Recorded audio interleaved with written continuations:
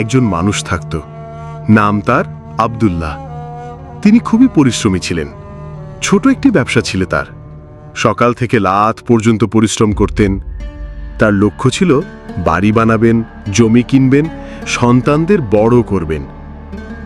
কিন্তু একটা বিষয় তিনি খুব কম ভাবতেন, আখিরাতের জীবন। একদিন গ্রামের এক বুড়ো আলেম তার দোকানে এলেন।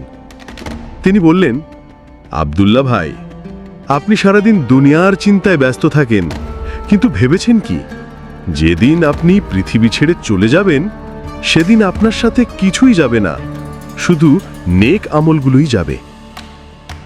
আব্দুল্লাহ একটু হেসে উত্তর দিলেন, হুজুর, এখন তো অনেক সময় আছে, আগে সংসারটাকে একটু গুছাই, তারপর নমাজ রোজা সব ঠিকমতো করব।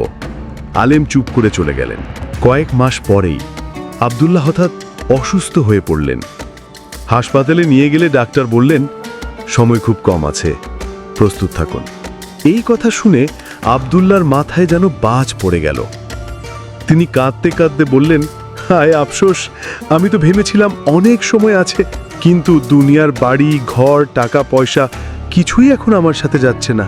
মৃত্যুশয্যায় তিনি তার ছেলেকে ডাকলেন, বললেন, বাবা, আমি সারা জীবন দুনিয়ার পেছনে দৌড়েছি, অথচ আল্লাহর কাছে যাওয়ার প্রস্তুতি নিইনি। নমাজ পড়তে আলসেমি করেছি, কোরআন পড়িনি, দরিদ্রকে সাহায্য করিনি। আজ আমি বুঝতে পারছি মানুষের জীবনের সবচেয়ে জরুরি বিষয় হলো আখিরাতের প্রস্তুতি।